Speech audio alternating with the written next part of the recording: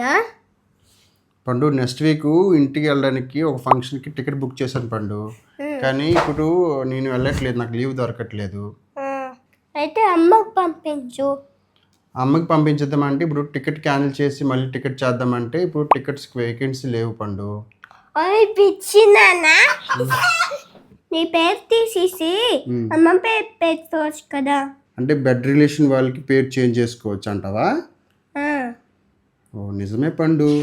Friends, ఒక ఫ్యామిలీలో మీరు వెళ్ళలేకపోతుంటే వేరే వాళ్ళకి ఆ టికెట్ని అయితే ట్రాన్స్ఫర్ చేసుకోవచ్చు, మీ నేమ్ని అయితే చేంజ్ చేసుకోవచ్చు. మీరు ఆఫ్లైన్లో కానీ ఆన్లైన్లో కానీ ఎక్కడ చేస్తే ఈ నేమ్ని అయితే చేంజ్ చేసుకోవచ్చు.